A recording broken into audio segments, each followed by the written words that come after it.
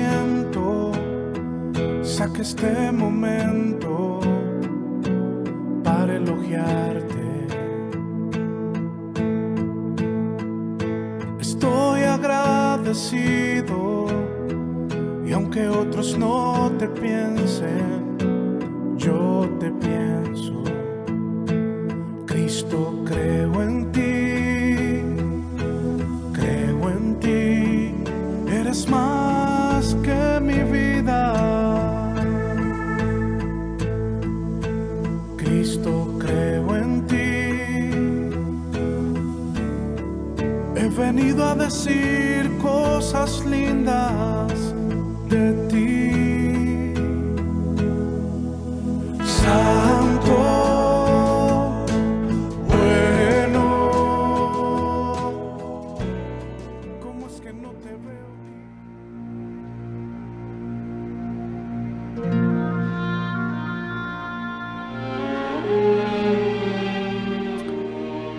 Porque no tenemos lucha contra sangre y carne, sino contra principados, contra potestades, contra los gobernadores de las tinieblas de este siglo, contra los huestes espirituales de maldad en las regiones celestes.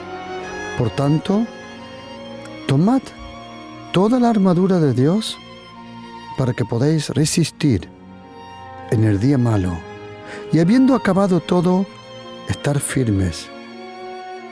Estad pues firmes, ceñidos vuestros lomos con la verdad, y vestidos con la coraza de justicia, y calzados los pies con el apresto del Evangelio de la paz. Sobre todo, tomad el escudo de la fe con que podéis apagar todos los dardos de fuego del maligno, y tomad el yelmo de la salvación y la espada del Espíritu, que es la palabra de Dios.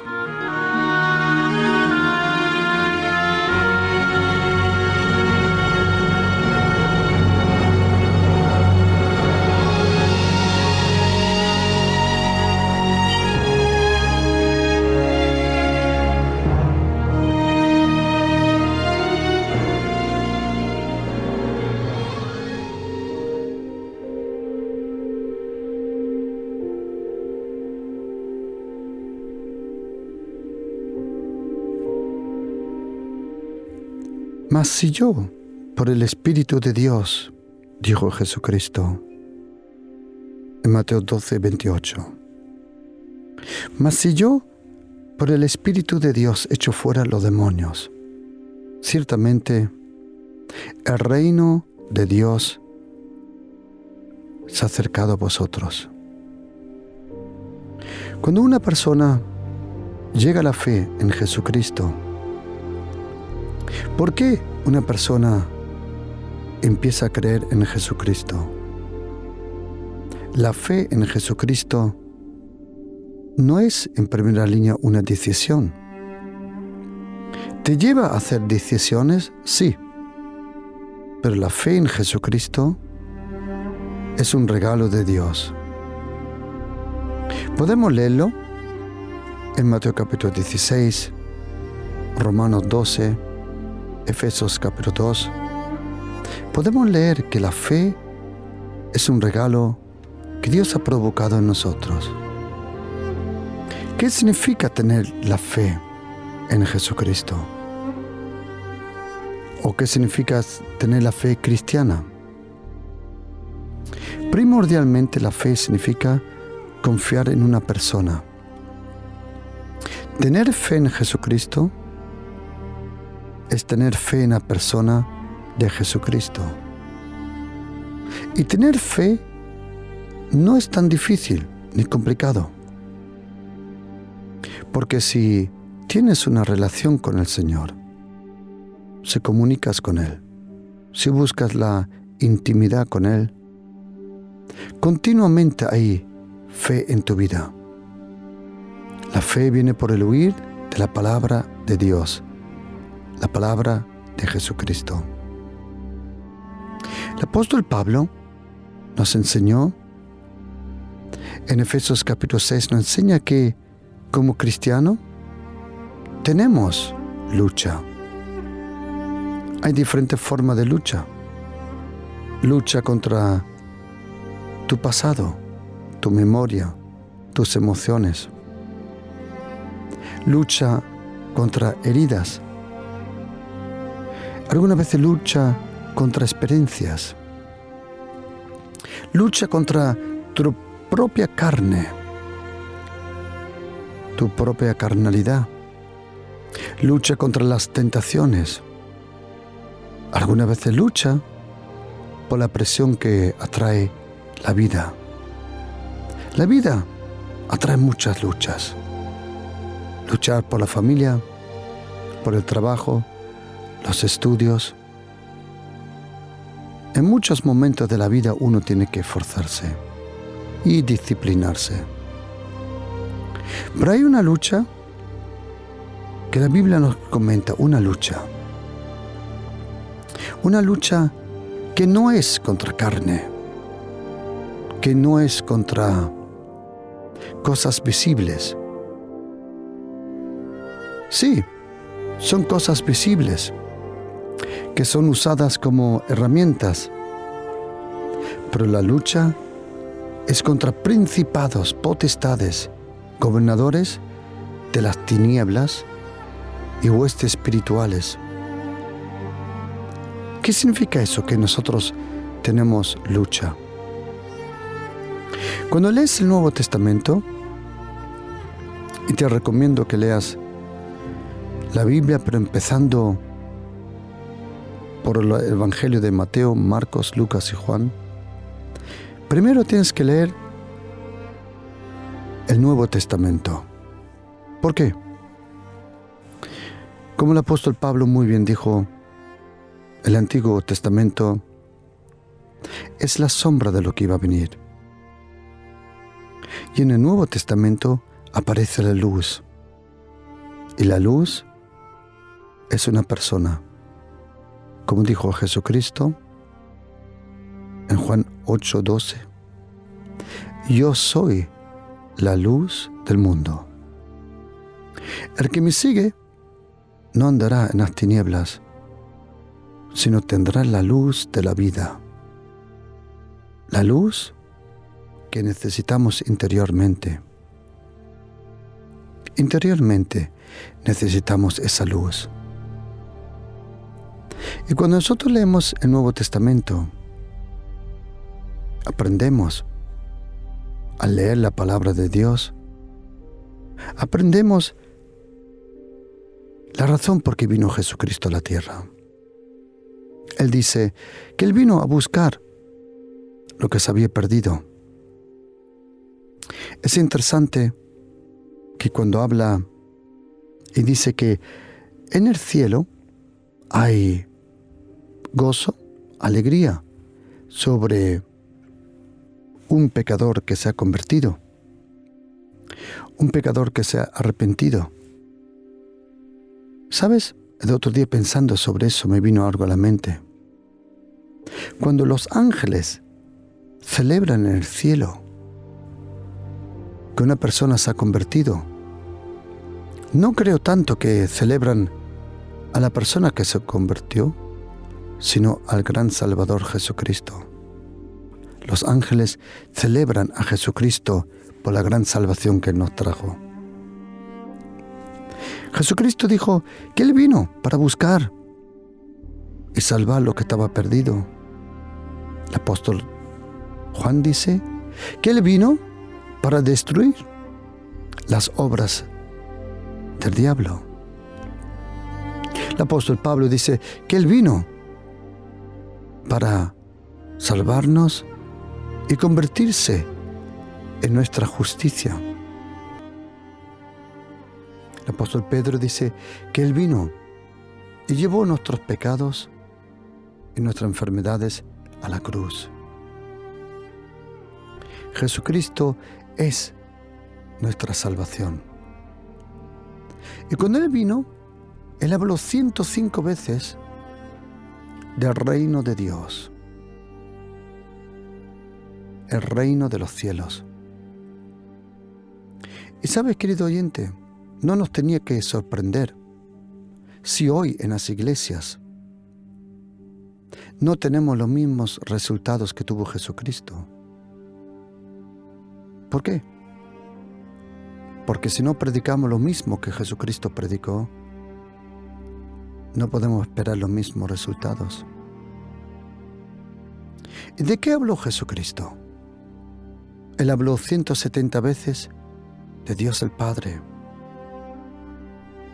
Las personas necesitan oír que Dios es un buen Padre, que el Espíritu Santo es una persona, que el reino de Dios se ha acercado. Jesucristo no vino a juzgar. Él no vino a machacar a las personas. Él no vino a hacer daño. Él vino, como dice su nombre, Yeshua. Él vino a salvar, a sanar y a liberar. Moisés, él recibió los mandamientos, la ley. Pero acuérdate una cosa, Moisés, que representa la ley, nunca estuvo en una tierra prometida. La ley nunca estuvo en una tierra prometida. El apóstol Juan dice que la ley fue dada por Moisés, pero Moisés, mientras vivía, nunca estuvo en una tierra prometida. Luego, en un momento, en el monte de la transfiguración, allí apareció con Elías. Pero durante su ministerio, su vida, él no apareció. Él no vio la tierra prometida.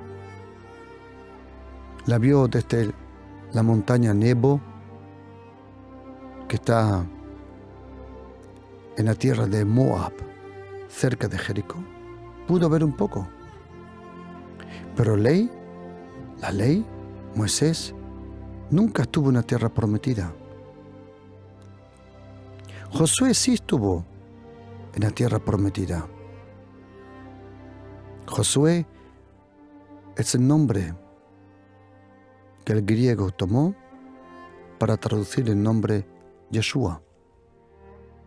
El Señor es salvación, el Señor libera y el Señor sana. Josué llevaba el nombre del Señor Jesús. ¿Sabe lo que es interesante? Que la ley fue dada en el desierto y nunca entró a la tierra prometida. Solo la gracia te puede llevar a la tierra prometida. Nuestro Josué celestial es Jesucristo. Y la Biblia dice que cuando Josué entró a la tierra prometida, por mucho tiempo tuvo guerra. 31 reyes le estaban esperando. Cuando Josué llegó a la tierra prometida, ¿de quién era la tierra? La tierra le pertenecía a Abraham, Isaac y Jacob. Pero esa tierra, allí ven 31 diferentes reyes. También tu tierra prometida, hay reyes que no le pertenecen. ¿Y qué tuvo que hacer Josué? La Biblia dice que Josué lo tomó todo en guerra. No hubo ninguna ciudad que hiciera paz con los hijos de Israel. Cuando lees el Antiguo Testamento, aprendes rápidamente que hoy los enemigos no son visibles. Los enemigos son invisibles. Lo que eran los amalequitas, heditas, amonitas, moabitas, los heteos, los asirios, los babilónicos, lo que ellos eran para el pueblo de Israel, los filisteos, hoy, para nosotros, los filisteos, los amonitas, amalequitas, heditas, jebusitas, los arameos, el ejército babilónico, todo eso hoy nosotros comprendemos que son los poderes demoníacos. Y quieres o no, si eres cristiano, antes o después vas a tener experiencia con poderes demoníacos. Tú no tienes que buscarlos. Ellos te encuentran rápido. ¿Por qué? Porque tú eres la luz. Si en algún sitio, si en un cine que está todo apagado, uno enciende el teléfono celular, es pequeño, pero por todo el cine se ve dónde está la luz.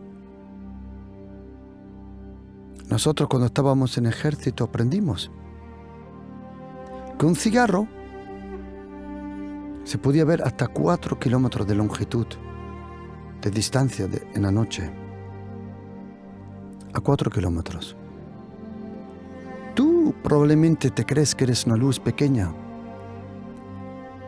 pero acuérdate de la luz que necesitas siempre que pierdes la llave o que quieres encontrar el candado. Enciendes una luz pequeña.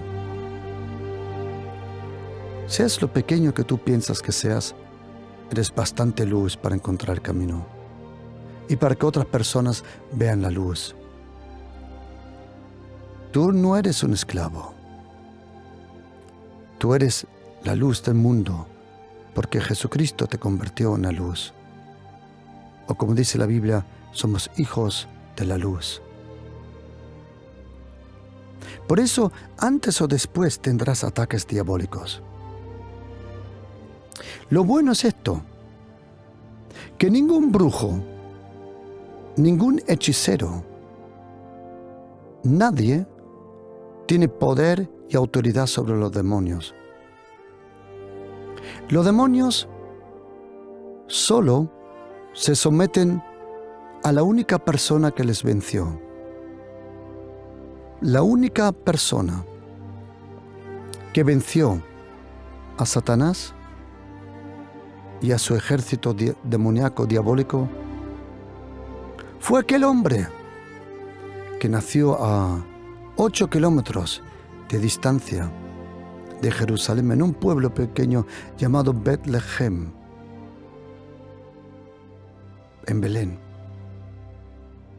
En aquel niño estaba toda la esperanza de Dios el Padre. Y Jesucristo, Él era el Verbo, el Logos, como dice en griego, Dabar en hebreo. El Verbo se hizo carne para que el reino se hiciese accesible. ¿Por qué dijo Jesucristo, el reino de Dios se ha acercado? Porque era la presencia de Jesucristo, era la presencia del reino de Dios. Y Jesucristo, lo que Él hizo alucinó a las personas, asombró a las personas. Sanar personas ya se conocía.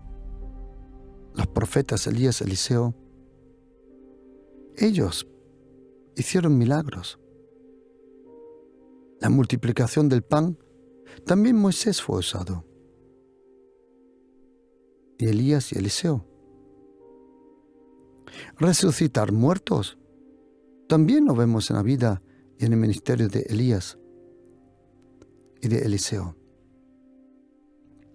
Pero ¿qué era lo que a la gente lo dejó atónito? ¿Qué era?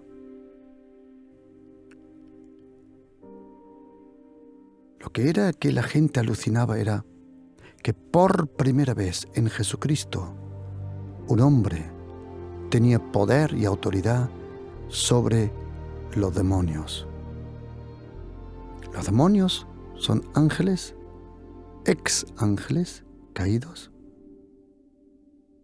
con su jefe llamado Satanás, Lucifer, diabolos, Belzebub. Y Jesucristo, en la primera vez de la historia del ser humano, el hombre, el segundo hombre, el segundo Adán, demostró que Dios reclamó de nuevo de gobernar en la tierra. Por eso digo gobernar de nuevo y reclamó el poder en la tierra. ¿Por qué? Porque eso es lo que significa la palabra Basilea, el reino. Dios reclama de nuevo de gobernar. No hay cosa más grande que el reino de Dios. El reino de Dios es lo más grande que existe.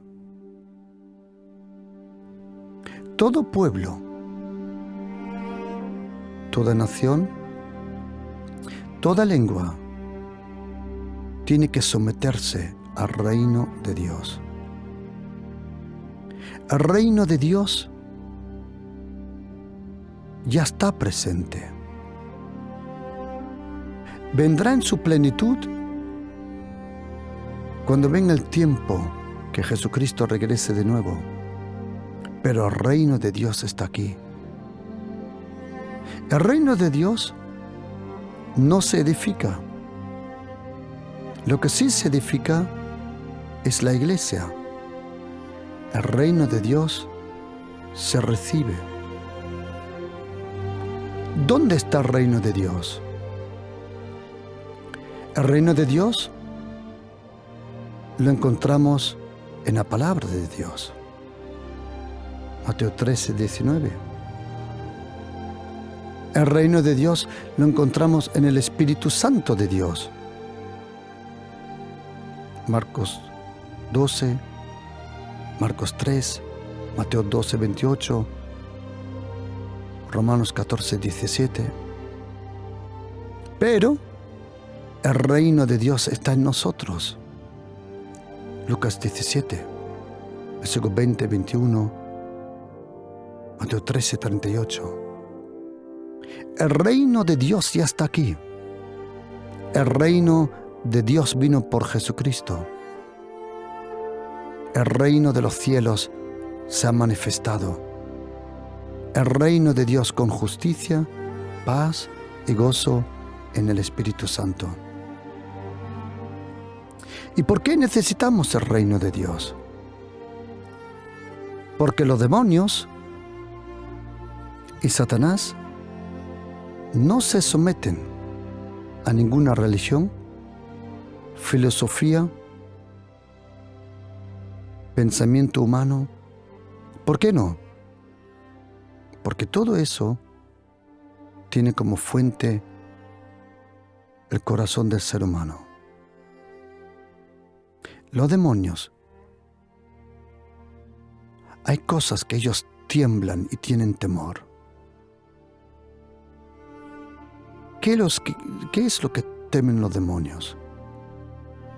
Primero, al poderoso nombre de Jesucristo, a su presencia en la alabanza. Los demonios no soportan la alabanza. A la palabra de Dios, a la casa de Dios, a la sangre de Jesucristo. Los demonios, antes o después, te atacarán. No todos los días. Los demonios no provocan problemas, ellos se aprovechan de los problemas. El apóstol Pablo, él lo había experimentado. Por eso dijo él: fortaleceos en el Señor y en el poder de su fuerza. ¿Por qué?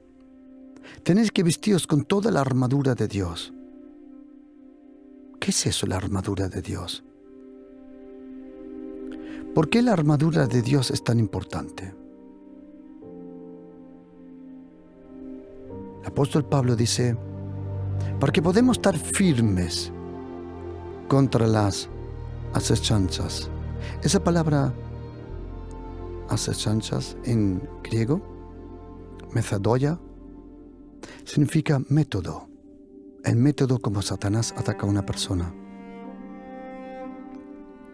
¿Qué son los 3 indicativos cuando te das cuenta que una persona es atacada? Un cristiano. ¿Es a través de la tentación del dinero? No. ¿De la sexualidad? No. Hay 3 cosas primordialmente, que es lo primero y lo único que los demonios van a intentar de atacar y quitar de tu vida. 3 cosas. Primero, la costumbre y tu vida de oración. Segundo, la costumbre y tu lectura de la Biblia en voz alta. Y tercero, de tu relación con la Iglesia de Jesucristo. Siempre que seas en una de esas 3 atacadas, sabes que son poderes diabólicos los que están cerca. Un gran predicador llamado John Wesley dijo, o la Biblia me separa del pecado, o el pecado me separará de la Biblia. Por eso, siempre que eres atacado en tu vida de oración, en tu lectura de la palabra de Dios en voz alta, y que vayas a la iglesia, siempre ahí sabes que hay poderes demoníacos presentes. El apóstol Pablo nos dice que ese es el método del diablo para atacar personas, es alejarlos de la manada. Lo mismo cuando ves un documental de leones, por ejemplo en África. Ellos no atacan toda la manada, ellos observan la manada, quién se aleja de la manada. El apóstol Pablo dice que nuestra lucha no es contra carne y sangre, no. No es la gente que te odia. Ellos no son el problema. Muchas veces es la persona detrás de la persona. A esa persona, la Biblia le llama en Mateo 12:29 y Marcos 3:27, le llama el hombre fuerte. El hombre fuerte. Lo podemos leer en Lucas 11:21 también. Esa palabra, el hombre fuerte, no aparece en el texto original. Hombre, masculino, aner, pero el ser humano se llama antropos. Ni lo uno ni lo otro aparece. Cuando habla del hombre fuerte, en griego habla del ischios, para enseñarnos que el hombre fuerte es un espíritu. El hombre fuerte. Y nosotros tenemos que atar el hombre fuerte. Tú dirás, ¿y para qué narices voy a atacar yo al hombre fuerte? Incluso dice Jesucristo en Mateo capítulo 12, versículo 29 y Marcos 3, 27, que tenemos que entrar a la casa del hombre fuerte. ¿Por qué tenemos que entrar a la casa del hombre fuerte? Para sacar sus bienes. ¿Cuáles son los bienes del hombre fuerte? Aprendiendo que Jesucristo dijo que Satanás es el padre de la mentira y es un ladrón, adivina todo lo que hay en la casa del hombre fuerte. ¿Qué es? ¿Se lo ganó trabajando? ¿Qué va? Es un ladrón. Todo lo que tiene el hombre fuerte en casa es robado. ¿Y a quién se lo robó? En gran parte a nosotros. ¿Qué es lo que te pudo robar? Amistades, relaciones, trabajos, posibilidades, salud, muchas cosas. Pero el Proverbio 6:31 dice que si el ladrón lo cogen, tiene que pagar 7 veces. Por eso tú y yo, querido hermano, seas católico, evangélico, presbiteriano, adventista, ortodoxo, nosotros tenemos la autoridad. ¿Sabías que solo los hijos de Dios en Cristo Jesús tienen el poder y la autoridad para reprender a esos demonios? Los demonios no huyen por agua bendita, por una ceremonia religiosa, no. Es el nombre que está sobre todos los nombres. Porque en ese nombre, en el nombre de Jesús, se tiene que doblar toda rodilla de lo que están en los cielos, en la tierra y debajo de la tierra, y toda lengua tiene que confesar que Jesucristo es el Señor. Es el poderoso nombre de Jesucristo que le para a los demonios los pies. No es el tuyo, no es el mío, es el nombre del Señor Jesucristo.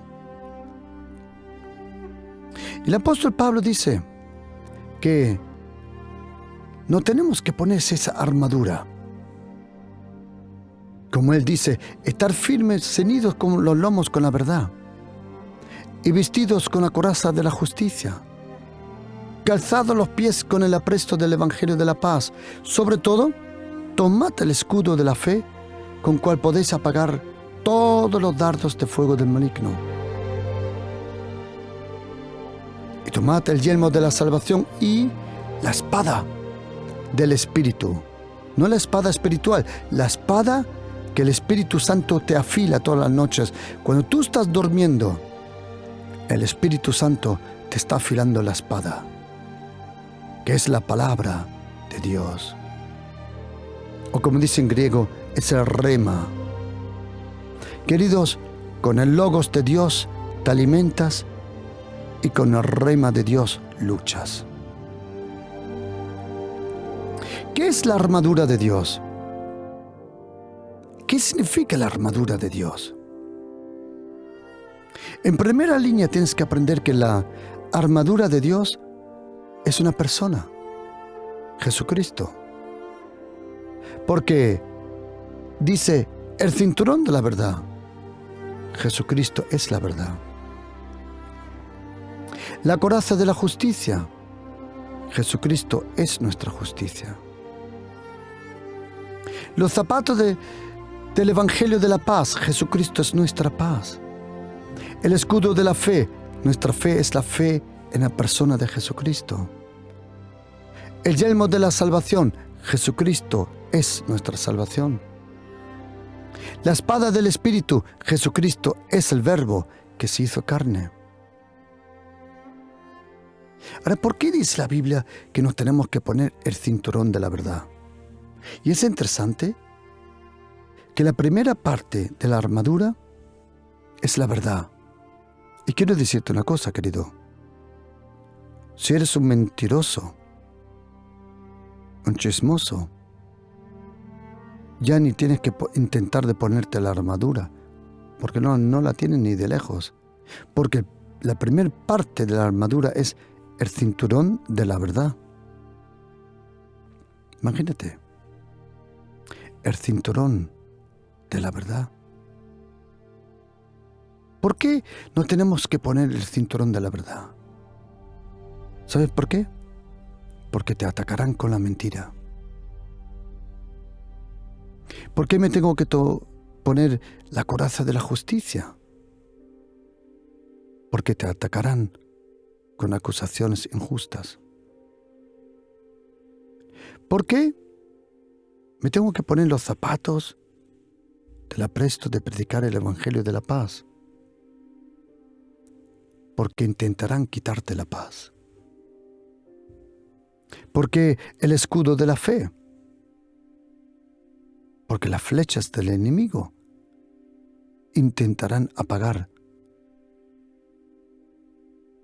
ese fuego de la fe. Es interesante que cuando el Señor dice en Lucas capítulo 22, versículo 31-32, y dice: Simón, Simón, Satanás ha pedido zarandearos, y dice: pero yo he rogado para ti que tu fe no falte. Esa palabra no falte en griego, eklaifo, significa que tu fe no se apague. El fuego de Satanás es un fuego frío, diabólico, que quiere apagar ese fuego de la fe. ¿Por qué me tengo que poner el escudo de la fe? Para poder apagar esos dardos de fuego diabólicos que quieren apagar mi fe. ¿Y por qué me tengo que poner el yelmo de la salvación? Porque intentarán decirte que no estás salvado y que lo que hizo Jesucristo no es bastante. Toda religión, toda doctrina que te diga que Jesucristo no es bastante es doctrina de demonios. ¿Y por qué tengo que coger la espada del Espíritu? Porque los demonios son espíritu. Y un problema espiritual solo se puede solucionar espiritualmente. ¿Cómo puedo yo reprender esos poderes diabólicos? ¿Qué tengo que hacer yo para proteger mi casa y mi familia? ¿Sabes? Tú y yo tenemos autoridad. Jesucristo dijo que todo lo que tú y yo atemos en la tierra será atado en el cielo.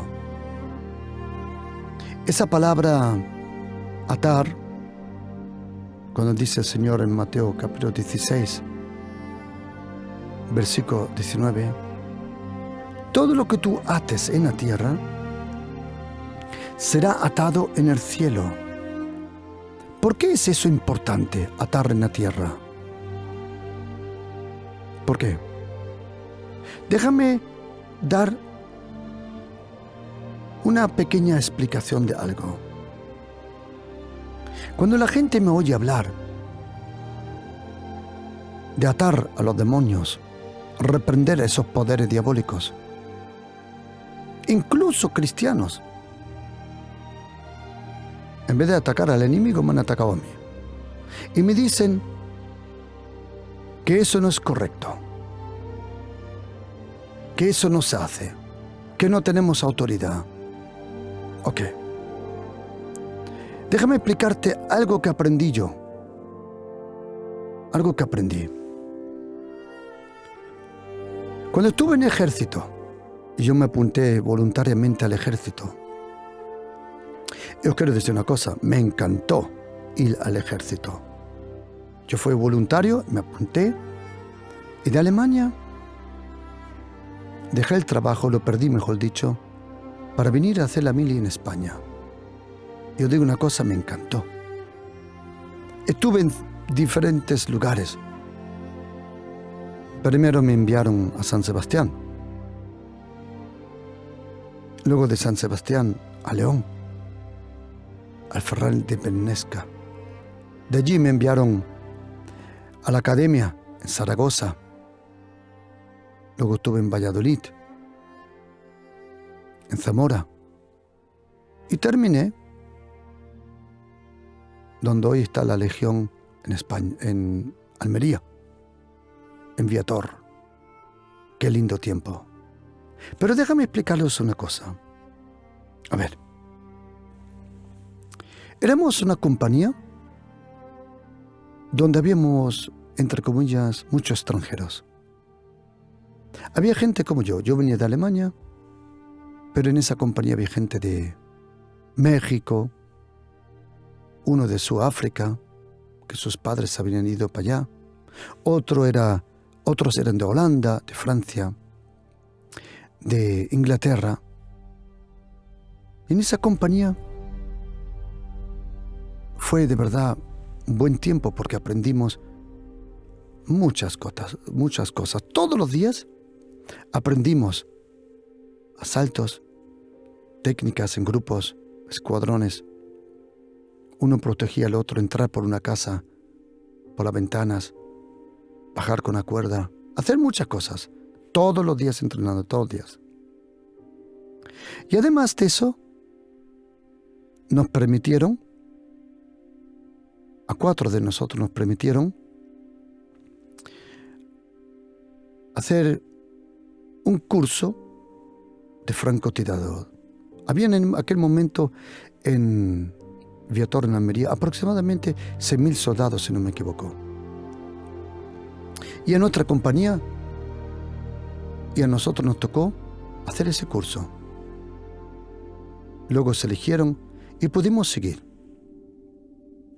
Tuvimos que tirar en bosque, de día, de noche, por la mañana, con humedad, con viento. Tienes que aprenderlo todo. A 400 metros tienes que dar una seguridad de 100%. A 600 metros ya no te lo pedían, pero podías hacerlo, pero tenías que garantizar 80%. Y honestamente, todo lo que sube de 600, 800 metros, 1 kilómetro, eso es honestamente ya suerte. Por el viento, por muchos indicativos que pueden cambiar la dirección de una bala. Ok, pero a lo que voy. Vinieron las COEs, los grupos de operaciones especiales, vinieron los Marines americanos, hicimos maniobras con ellos. En mi vida he visto gente tan grande, madre mía. Todos los Marines eran negros de eso. Yo creo que eran todos, tenían 5 metros de altura. Era impresionante lo grande que eran. Y nosotros éramos pequeñajos, éramos pequeños de verdad. Ok. Bueno, ellos no entraban por las ventanas. Claro, si eres el primo de Goliat, ¿cómo vas a entrar por la ventana?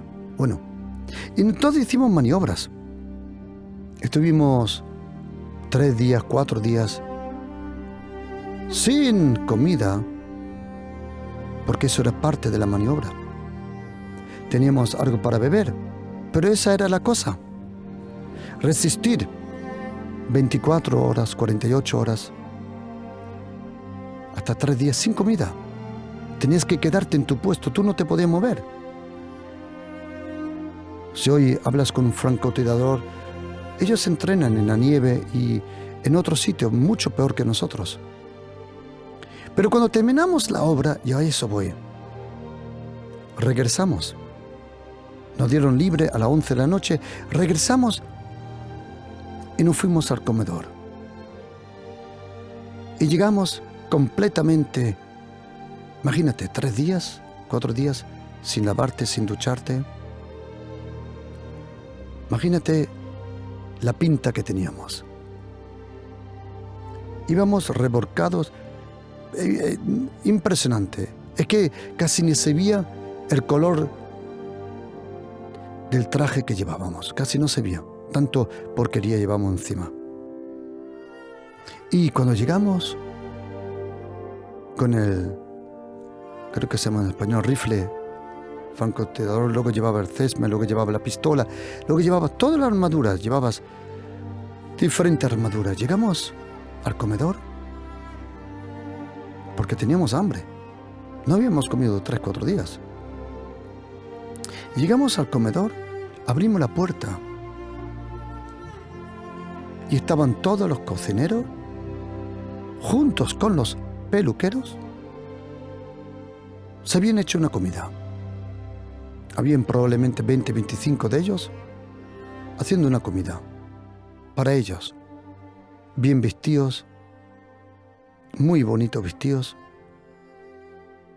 Y cuando nosotros entramos por la puerta, esos cocineros que en su vida habrían hecho una maniobra, y esos peluqueros que probablemente en su vida jamás habían tirado un tiro, cuando entramos para allá, se dan la vuelta y dice uno de ellos: ¿qué queréis? Y dijimos: comer. Y nos dice, perdona que use la palabra, cerdos, velos primero a lavar. Los cuatro nos miramos y pensamos lo mismo. ¿De qué van estos cocineros y peluqueros? Aquí vienen soldados verdaderos. Soldados que habían estado con los Marines, con los COEs, en una maniobra bien dura. Y estos, ¿sabe lo que me di cuenta, querido oyente, querido cristiano? Cuando me convertí, me di cuenta de una cosa. ¿Sabes qué? Tenemos muchos peluqueros y cocineros en el reino de Dios. Mi pregunta es, ¿dónde están los soldados?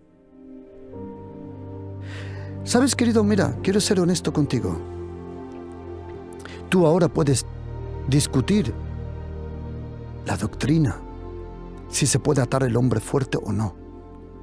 Tú ahora puedes hablar conmigo si es bíblico esto o lo otro. No, tú puedes hacer lo que quieras. El día que los demonios toquen a la puerta de tu familia, el día que tú sientes la presión diabólica, te vas a olvidar de todas esas bobadas y vas a luchar la buena batalla de la fe. Quiero decirte de todo corazón, estás incorporado en una guerra espiritual. Y quiero preguntar con la mano al corazón, ¿cuándo te vas a dar cuenta? ¿Cuándo, por el amor de Dios, te vas a dar cuenta que tu lucha no es contra sangre ni carne, sino contra poderes diabólicos? Algunos dirán, pastor, yo no creo en eso. Pero ¿de verdad tú te crees que a los demonios le importa lo que tú crees? Tienes que ponerte la armadura de Dios, por el amor de Dios. Ponte en el nombre de Jesús la armadura de Dios. Compórtate como un guerrero. Proclama que yo y mi casa serviremos al Señor. Ata el hombre fuerte. Átalo en el poderoso nombre de Jesús. Alaba al Señor, porque los demonios no soportan adoración y alabanza. Lee la Biblia en voz alta, porque esa palabra en hebreo de meditar en Salmo 1, en voz alta, susurrando la palabra, en hebreo significa el rugir de un león. Cuando lees la Biblia, estás rugiendo como el león de la tribu de Judá. Ponte en el nombre de Jesús. Compórtate como un cristiano. Come on. Ponte las pilas. En el nombre de Jesús, aquel que está en nosotros, por el amor de Dios, aquel que está en nosotros es más grande que aquel que está en el mundo. Amamos las personas, claro, pero reprendemos esos poderes diabólicos, porque la tierra le pertenece al Señor. El reino de Dios se ha acercado. El reino de Dios está aquí. Jesucristo murió por nuestros pecados. Jesucristo resucitó por nuestra justicia. He is alive. Él vive. He is alive. Él vive. Jesucristo vive. Jesucristo reina. Jesucristo es el Señor. Y tú y yo, en el nombre de Jesús, ¿vamos a dejar esta linda nación de España a los demonios? Never, jamás. España le pertenece a Jesucristo, el Hijo de Dios. El reino de los cielos se ha acercado. El Evangelio se tiene que predicar con poder del Espíritu Santo, con presencia de Dios, con justicia de Jesucristo y su gracia. Reprende esos poderes diabólicos. Ata al hombre fuerte en el nombre de Jesús. Algunos dirán, como ayer me escribieron, y pastor, ¿cómo lo hago? Y le escribí, todos los miércoles a las 8 de la tarde en la iglesia Pasión por Cristo, alabamos, adoramos al Señor y les enseño a la iglesia cómo ganar la buena batalla de la fe, atar esos demonios que han atacado tu familia. Si quieres aprender, ven y aprende. Porque una cosa probablemente no sé. Hablar muy bien el castellano. Pero my goodness, una cosa sí que me enseñó el Señor. A reprender esos demonios. Ellos tiemblan de una persona que cree en Jesucristo. The devil is a liar. El diablo es un mentiroso. ¿Puedes ganar la batalla por tu familia? Sí, lo puedes. Como dice la Biblia en una conversación de Isaías 49, cuando dice, se puede quitar el botín al valiente, al hombre fuerte. Se puede rescatar el cautivo de tu familia, al tirano. Y me encanta como dice la Biblia, Dios habla hoy. El Señor afirma que sí. Al hombre fuerte le arrebatarán lo conquistado. Arrebata a tu hija, a tu hijo, tu familia, tu bendición. Queridos, en el nombre de Jesús, ¿tenemos siempre guerra? No, pero de vez en cuando. Y cuando hay guerra, la vas a ganar. Porque tú has recibido autoridad de Jesucristo y poder del Espíritu Santo. Por eso ponte la armadura de Dios y reprende a esos demonios. ¿Y sabes qué? Tú y yo ahora vamos a hacer una oración por nuestras familias. Vamos a orar por nuestras familias. Y te invito a que ores conmigo. Porque tu familia es lo más importante, querido. Acuérdate. Y di conmigo, Señor Jesucristo, te doy las gracias. Me has perdonado todos los pecados.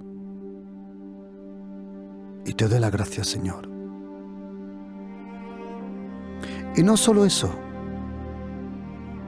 soy tu hijo. Tú me has salvado. Y tú me has dado autoridad. Y en tu nombre, Señor Jesucristo,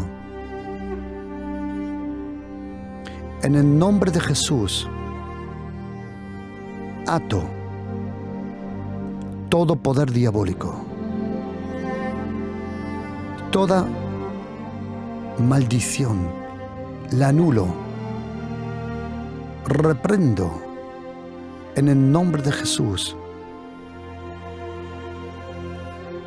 a todo poder diabólico. Y en el nombre de Jesús le ordeno, aléjate de mi casa.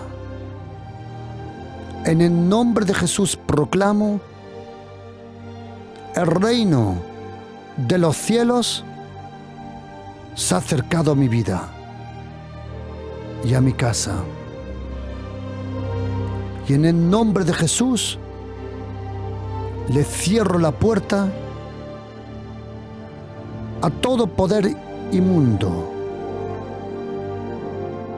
todo espíritu maligno, en el nombre de Jesucristo. Lo ato en el nombre de Jesucristo. Y proclamo la gracia de Jesucristo sobre toda mi casa, en el nombre de Jesús. Y te doy la gracia, Jesucristo, que tú me das la victoria, Señor. Amén.